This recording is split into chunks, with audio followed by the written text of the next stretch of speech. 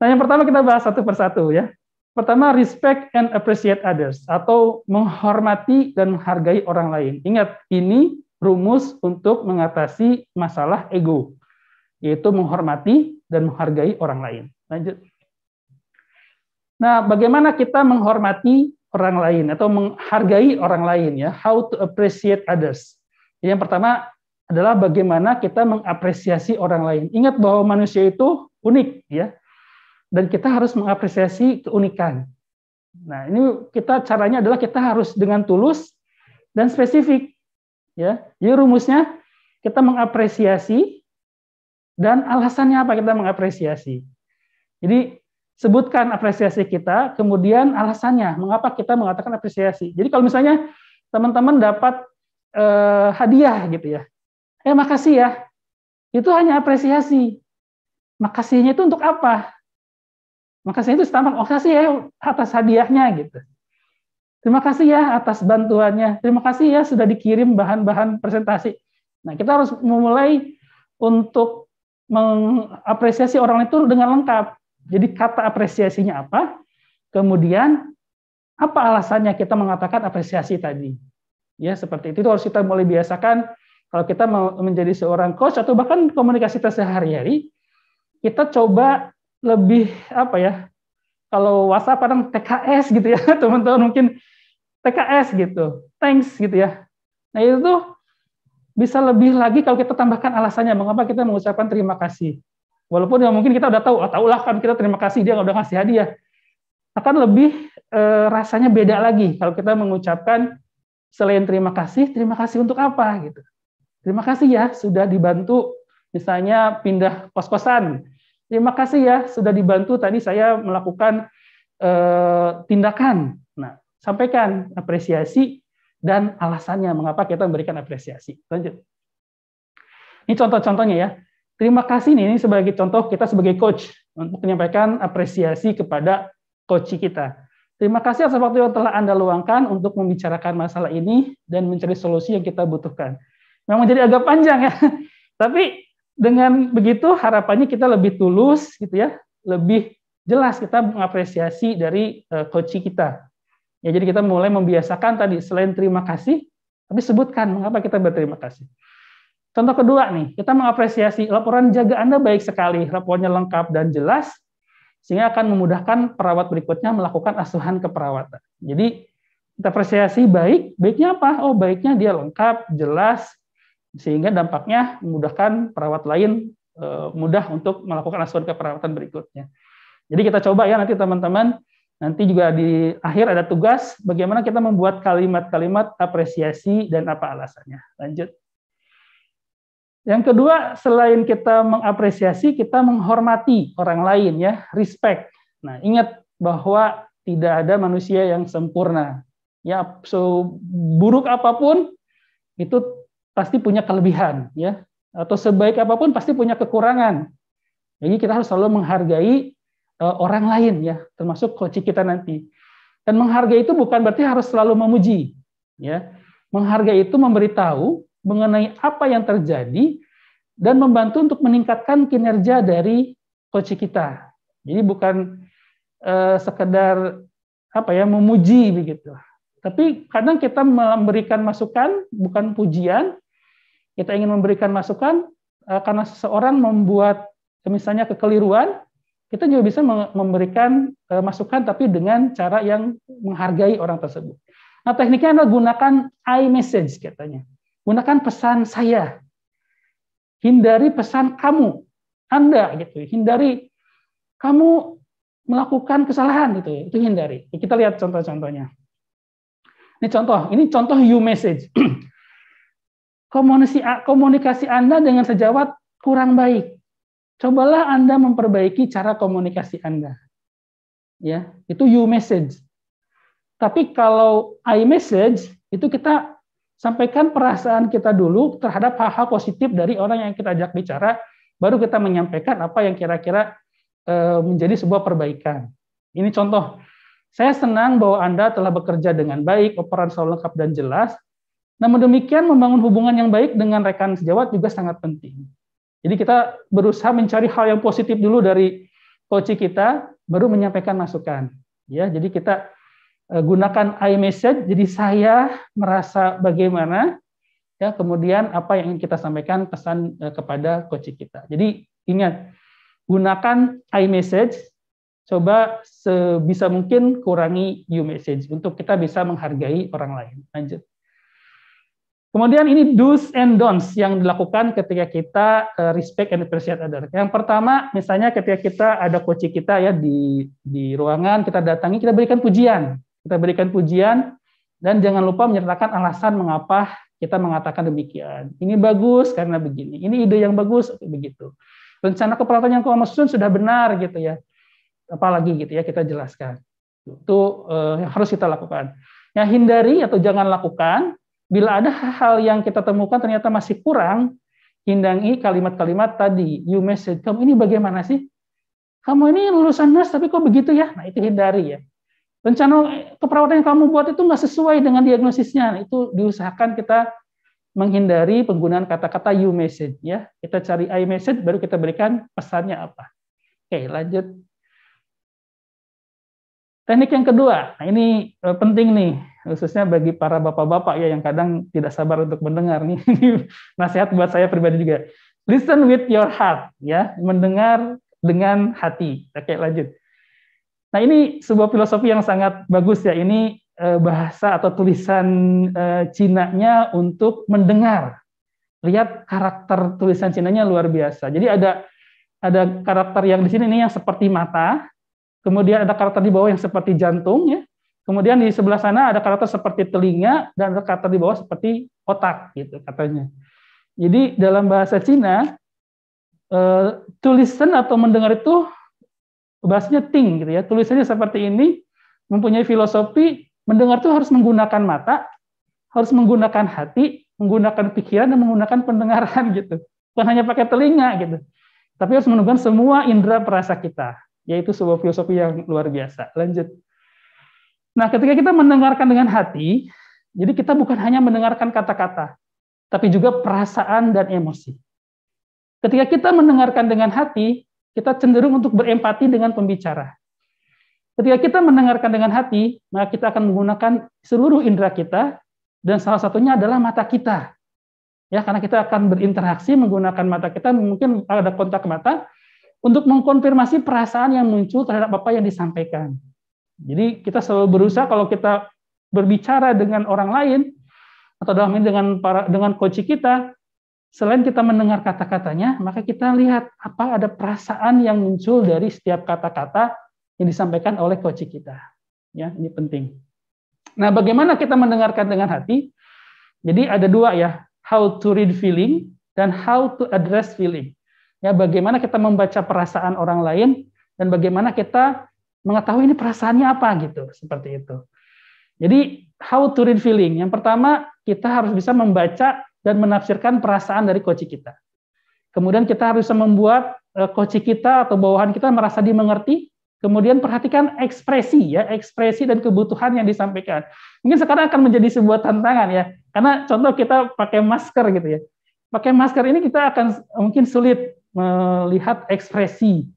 Tapi kalau mungkin kita sudah berpengalaman, kita dengan melihat mata saja itu akan terlihat ekspresi dan kebutuhan yang disampaikan. Tapi ini memang menjadi sebuah tantangan baru ya ketika kita kondisi pandemi seperti ini selalu menggunakan masker karena kita sulit melihat ekspresi dan kebutuhan dari perasaan yang disampaikan oleh lawan bicara kita. Yang kedua, how to address feeling. Bagaimana kita menginterpretasikan ini perasaannya itu sedang apa. Jadi atau kita menyatakan perasaan kita ya terhadap perasaan dialami oleh coach kita. Ini rumusnya adalah kita nyatakan perasaan kita dan kita konfirmasi perasaan dari coach kita atau orang yang diajak bicara. Oke, lanjut. Nah, ini ada beberapa cara gitu ya untuk bagaimana kita membaca supaya kita bisa membaca perasaan. Kunci yang pertama adalah stop bicara. Ya, kalau kita sedang berbicara dengan lawan bicara kita, ketika lawan bicara kita sedang berbicara, kita stop berbicara. Kita berhenti, ya. Kita dengarkan dengan sungguh-sungguh apa yang sedang dibicarakan oleh lawan kita. Ya, karena kalau kita tidak betul-betul mendengarkan, gitu ya, kita keinginan untuk menjawab gitu ya, menginterupsi, maka kita berpikirnya apa yang harus kita lakukan, katakan berikutnya gitu ya, untuk merespon dari apa yang disampaikan oleh coach kita atau orang lain. Jadi supaya kita berhenti bicara, kita dengarkan baik-baik, supaya kita memahami, ya, kita fokus supaya bisa memahami apa yang disampaikan oleh lawan bicara kita. Yang kedua, ciptakan suasana santai dan bersahabat. Nah, ini hubungan coach dan coach ini mungkin selalu ada hubungan senior junior gitu ya, atasan bawahan. Nah, ini kita mungkin untuk teman-teman coach yang baru itu kadang sungkan gitu ya, malu atau bahkan takut gitu ya, karena itu belum kenal, baru kenalnya saat ini gitu ya, atau baru dipindah ke ruangan tersebut, dipasangkan dengan kita. Nah, ini kita harus bisa menciptakan suasana yang santai dan bersahabat. Makanya di beberapa referensi menyatakan bahwa proses coaching ini, prosesnya itu sebuah proses yang panjang dan lebih tidak terlalu resmi gitu.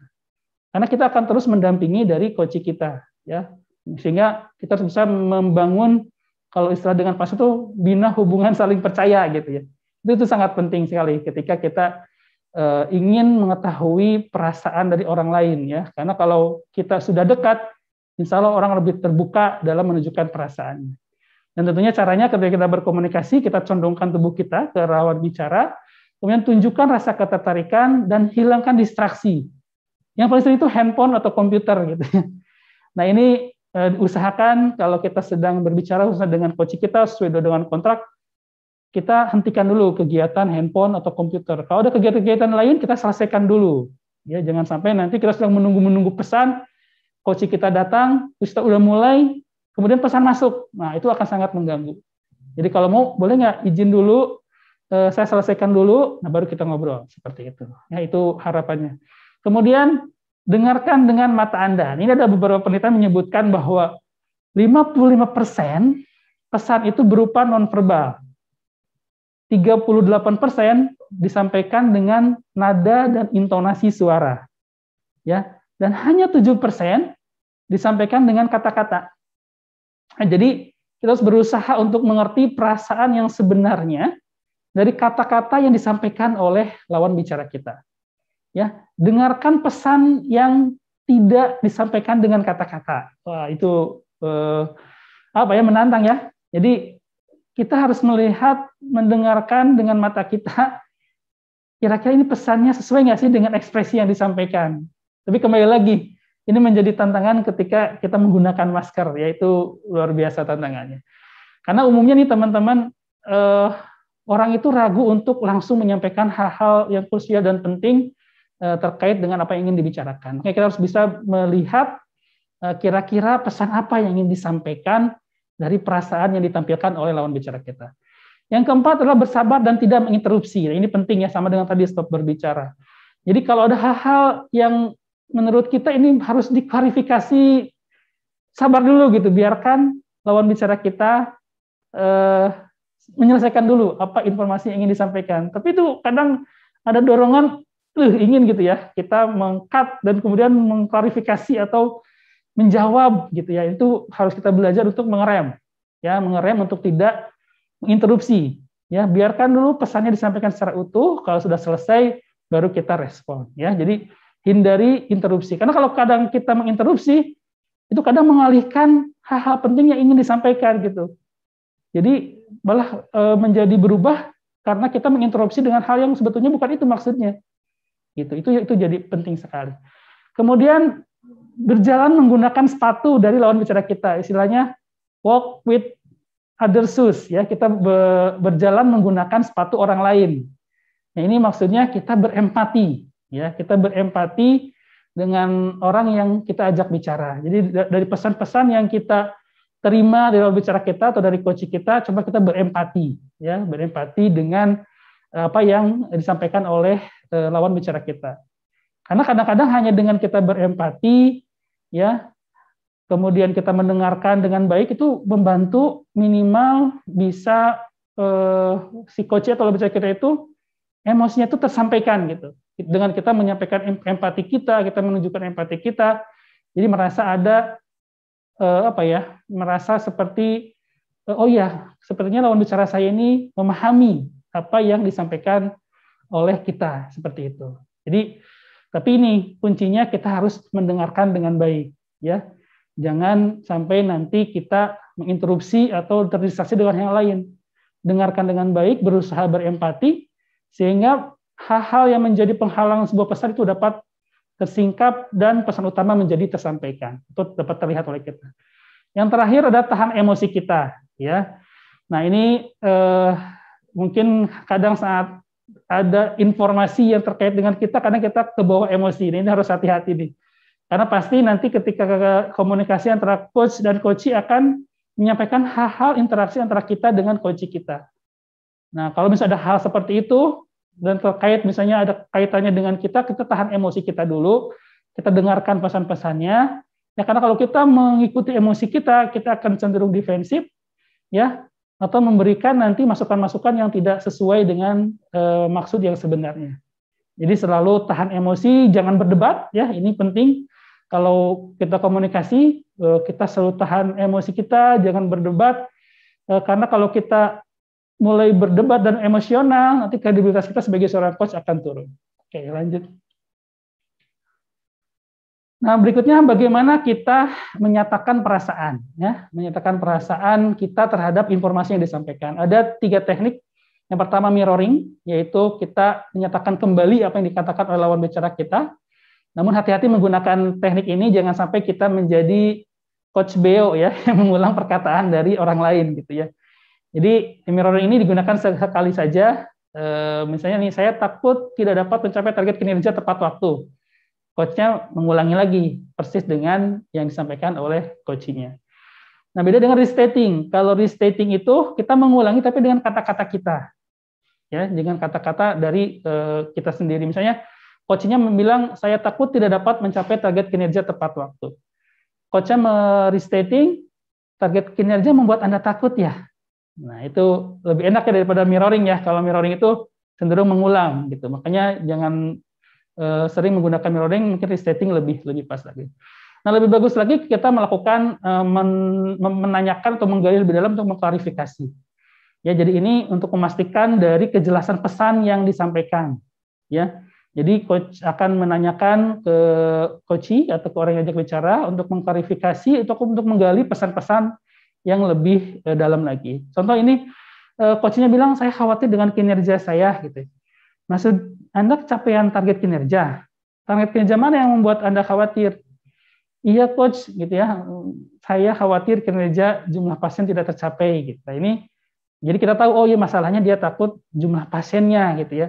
Jumlah pasien tidak capai karena pelayanan lagi turun. Jadi questioning to clarify ini penting untuk kita menggali pesan apa yang sebetulnya ingin disampaikan oleh lawan bicara kita. Lanjut. Ini contoh. Saya dapat memahami betapa sulitnya mencapai target kinerja dengan kondisi saat ini. Saya dapat merasakan mengapa Anda merasa begitu banyak tekanan.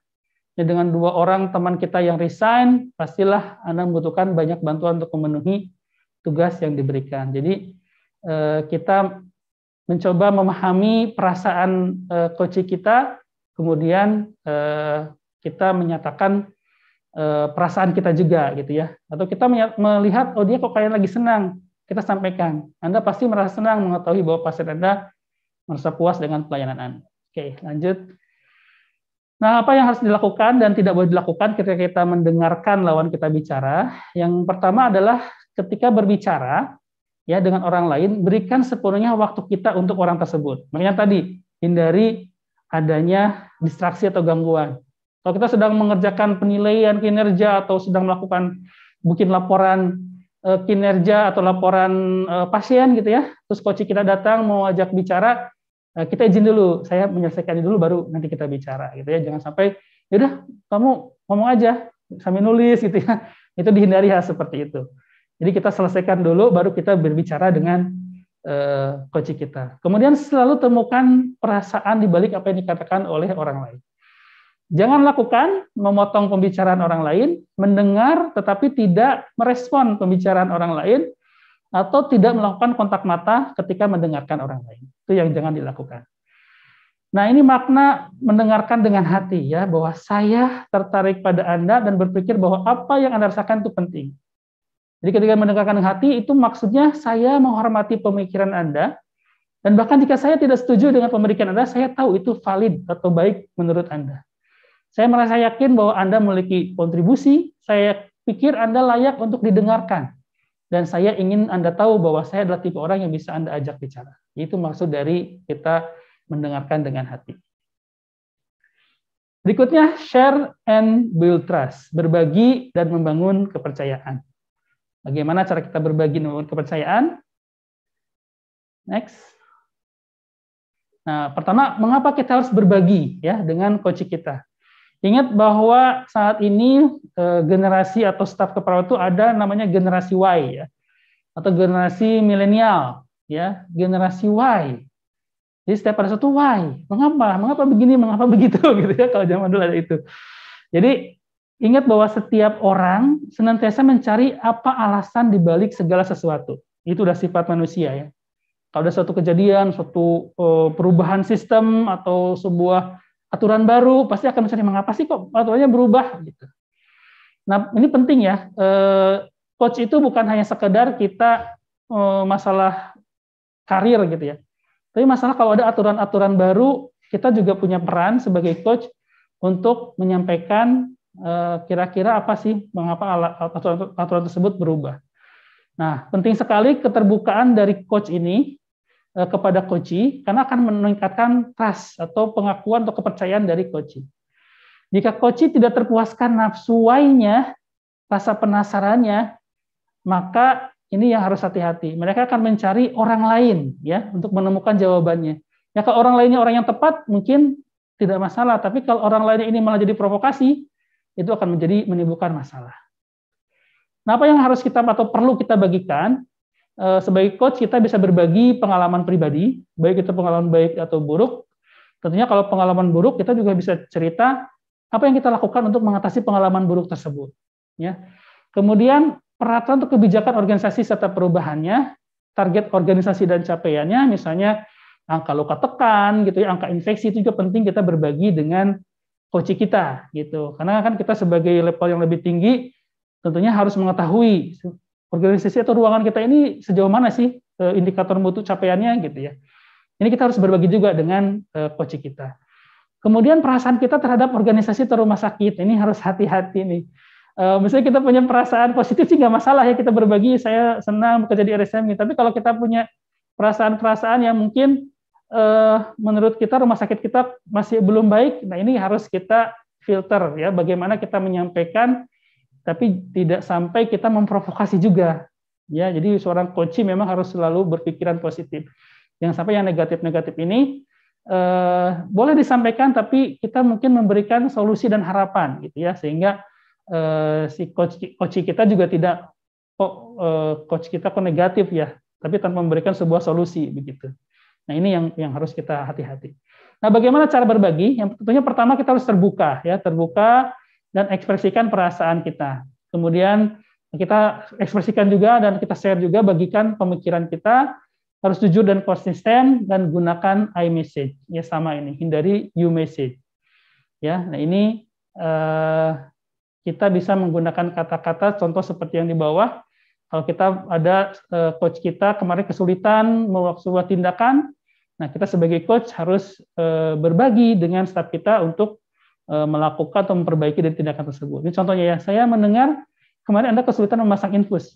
Saya siap berbagi dengan Anda tentang trik cara memasang infus. Atau kita menyampaikan suatu hal yang mungkin kurang baik dari coach kita. Terus terang saya khawatir dengan cara Anda mengatur waktu gitu. Saya memiliki beberapa strategi untuk melakukan manajemen waktu dan saya siap berbagi dengan Anda. Yaitu contoh-contoh bagaimana kita berbagi dengan coach. Lanjut. Apa yang boleh dan tidak boleh dilakukan? Yang pertama, ketika menjelaskan sesuatu ya, pastikan kita memberikan penjelasan mengapa hal tersebut perlu dan harus dilakukan.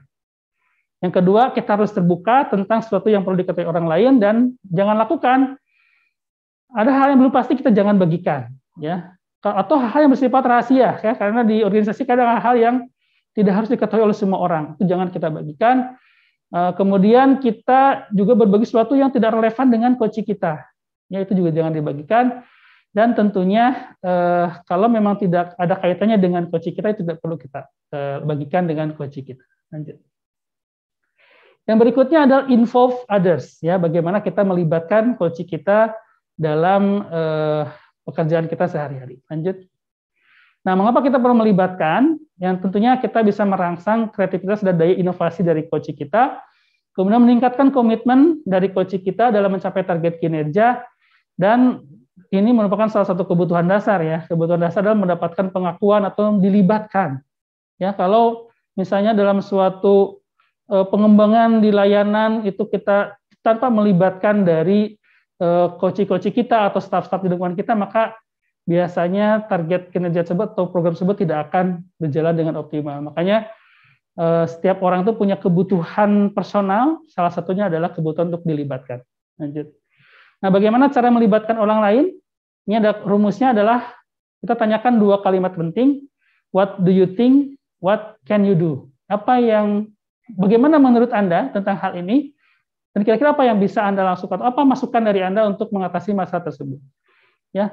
Nah, atau dalam hal kita mengcoach terkait jenjang karir, nah kita akan tanya, menurut kamu bagaimana kamu mencapai target kinerja dari jenjang karir kamu, seperti itu. Dan bagaimana cara kamu mencapainya.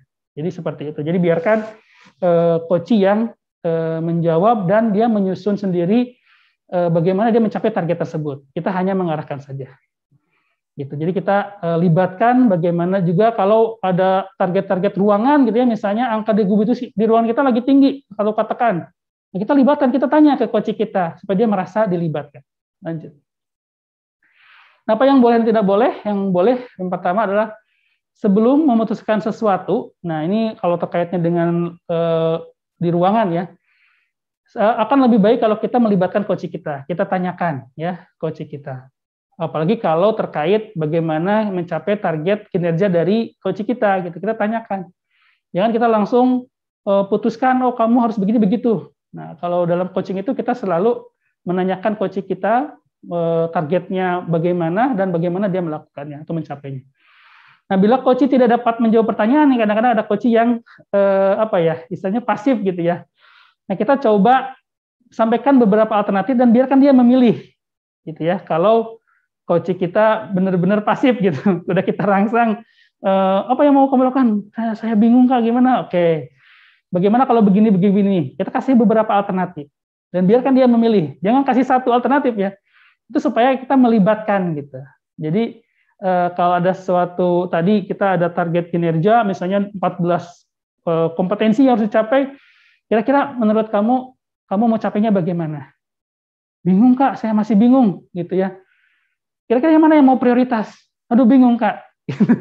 Kita pilih misalnya oke, menurut saya 3 ini prioritas. Menurut kamu yang mana yang paling prioritas? Gitu ya. Kalau enggak juga itu keterlaluan banget sih, kayaknya enggak ya. Kalau udah kasih pilihan, minimal mereka bisa memilih gitu. Kita tanyakan, mengapa kamu memilih itu? Ya, kita libatkan juga.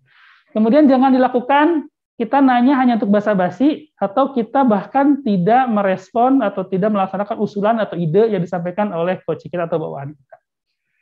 Lanjut. Berikutnya, support and empower others. Ini teknik atau rumus yang terakhir, menawarkan bantuan dan memberdayakan orang lain. Lanjut. Nah, dalam hal ini kita ada peran dan batasan dari coach. Ya, ini harus hati-hati nih. Jadi sebagai coach kita perlu memberikan bantuan kepada coach kita agar mereka melakukan pekerjaannya dengan baik. Nah, ini harus hati-hati nih. Sayangnya nih ya, kadang-kadang nih alih-alih kita melatih dan membimbing mereka, kita selalu atau bukan selalu ya, kita kadang tergoda untuk udahlah sama saya aja gitu. Gitu kan? Satu misalnya takutnya jadi lama, takutnya jadi salah, dan lain-lain. Udahlah, daripada ribet, sama saya aja. Nah, ini harus kita hindari ya. Jadi ingat bahwa peran coach itu adalah memberdayakan coach, bukan mengambil alih tanggung jawabnya. Jadi rumusnya, what can I do for you? You can do it. Gitu. Jadi kita harus tanya, kita memang menawarkan bantuan, tapi biarkan dia yang melakukan. Lanjut. Nah ini jebakan-jebakan dari coach ya. Kak, saya pernah nih pasang impuls tapi nggak berhasil, boleh nggak sekarang sama kakak? Terakhir nih Kak, sekali ini aja gitu ya. biar kakak yang pasang gitu. Nah ini kita jangan terjebak ya, kita selalu oke, tapi kamu coba dulu. Nanti kalau nggak berhasil, saya lakukannya. Tapi yang penting kamu coba dulu. Kemudian ada lagi nih, ya bujukan atau jebakan-jebakan coaching. Menurut saya kakak adalah orang terbaik untuk merawat luka yang luas seperti ini. Saya khawatir tidak dapat melakukannya dengan baik. Nah ini juga kadang kita tergoda, iya ya kan lukanya luas ya, risiko infeksi dan lain-lain. Ya udah sama saya aja gitu. Tapi itu tidak akan mendidik atau tidak akan mengembangkan dari coaching kita. Jadi sampai kapan gitu kita akan melakukan itu? Karena luka pasien yang luas infeksi mungkin akan ada terjadi lagi gitu. Kalau kita tidak membiarkan dia mencoba melakukan, maka dia tidak akan pernah berkembang. Ya saya pernah mengalami hal seperti itu waktu saya kuliah tuh. Waktu zaman D3 pertama kali datang ke ruangan, itu langsung disuruh merawat luka laparotomi yang sudah infeksi gitu ya. Dan itu suruh langsung menjadi asisten. Dan itu terus berkesan bagi saya ya, bagaimana para pembimbing waktu itu betul-betul melibatkan dan mendorong kita untuk melakukan suatu tindakan. Kemudian ada lagi nih jebakan coaching nih, khususnya ketika komunikasi dengan pasien ya, kadang-kadang pada pasien-pasien yang dalam tanda petik banyak komplain gitu ya. Kadang para coach ini karena perawat baru atau mungkin pengalamannya masih belum banyak, nggak berani gitu ya, nggak berani untuk komunikasi dengan pasien. Jadi ada kata-kata, kakak, mungkin kakak aja deh yang ngejelasin sama pasien itu gitu ya. Nah, saya yakin bapak itu kalau sama kakak pasti nggak akan komplain gitu. Nah ini kalau kita terus backup, kita ambil alih, sampai kapan dia tidak bisa menghadapi pasien-pasien yang berisiko komplain. Ini hati-hati dengan jebakan dari para coach ini ya. Lanjut. Ini contoh ya. Ini kita menawarkan bantuan, tapi kita tidak mengambil alih tanggung jawab. Pasien yang Anda pegang beberapa itu sulit untuk diajak komunikasi. Apa yang dapat saya lakukan untuk membantu Anda? Ya udah sama kakak aja. Ini jangan sampai ya. Ya, jadi kita memberikan bantuan itu, kita kaji gitu, kamu bisa tidak, kira-kira apa yang harus dikatakan gitu ya, bagaimana berkomunikasi dengan pasien tersebut. Atau kita tahu bahwa ada pasien yang memang kurang apa ya, ada yang cemas dan lain-lain gitu ya. Terus coach kita minta tolong kita untuk bicara dengan pasien tersebut. Nah ini kita bisa katakan bahwa dia kan yang pegang pasien itu, gitu ya, bahwa saya bisa bicara dengan pasien tersebut, gitu. Tapi pasien tentu kan taunya kamu yang pegang pasiennya. Pasti dia akan lebih senang dan lebih menghargai kalau kita yang perawat yang megang yang berbicara dengan pasien, kok tiba-tiba ada perawat yang lain gitu. Nah itu yang harus kita jelaskan kepada coach kita. Jadi kita tawarkan bantuan, tapi kita motivasi dan pastikan bahwa dia bisa melakukan itu sendiri ya, tanpa dibantu banyak dengan kita. Lanjut. Ini hal yang harus dan jangan dilakukan dalam hal kita mengempower orang lain. Yang pertama, kita selalu menawarkan bantuan ya, karena yang namanya coach pasti butuh bantuan, butuh bimbingan ya dalam mengalami kalau ada dia mengalami kesulitan ataupun tanpa ada kesulitan pun kita harus bisa membantu pekerjaan dari coach kita kalau pada kondisi-kondisi tertentu. Dan selalu meluangkan waktu untuk melatih coach kita. Ini di sela-sela kita bertugas, kita senantiasa mengajak coach kita untuk melakukan suatu tindakan-tindakan yang menjadi sebuah bimbingan buat coach kita. Tapi jangan sampai itu mengambil alih tanggung jawab, ya. Kemudian juga jangan sampai kita tidak pernah mentransfer apa-apa gitu ya kepada coach kita. Jadi seolah kita semuanya yang paling bisa. Infus anak kecil udah sama saya gitu ya. Yang lain nggak bisa, udah sama saya aja. Luka yang luas udah sama saya, semuanya sama saya gitu. Itu harus kita hindari sebagai seorang coach. Kita harus mulai melibatkan orang lain dan berbagi dan juga mendukung orang lain akan bisa lebih baik dari kita, bahkan seperti itu. Oke. Nah ini nanti ya teman-teman sekalian, sebagai latihan nanti dibuat kalimat-kalimat dari setiap rumus. Ini udah saya kasih keywordnya, nanti akan diupload di LMS kita yang akan disediakan. Tugas ini dikirimkan dan nanti ini menjadi salah satu juga syarat untuk teman-teman melakukan post test. Sudah mengirimkan tugas-tugas ini, contoh-contoh kalimat kita bagaimana respect and appreciate others, kalimat bagaimana listen with your heart, chat with trust, involve others, dan support and empower others. Saya rasa itu saja dari saya. Mungkin sebagai kesimpulan, seorang coach memiliki peran yang sangat penting dalam mendampingi para coach, kemudian untuk memenuhi jenjang karirnya. Kemudian ingat 5 formula yang tadi ya, 5 formula coaching with happiness ini kalau kita terapkan, insya Allah dapat membantu kita untuk memenuhi kebutuhan teknis maupun emosional dari para coachee. Sehingga coachee dapat senantiasa mempertahankan dan meningkatkan level kebahagiaannya. Terima kasih dari saya. Assalamualaikum warahmatullahi wabarakatuh.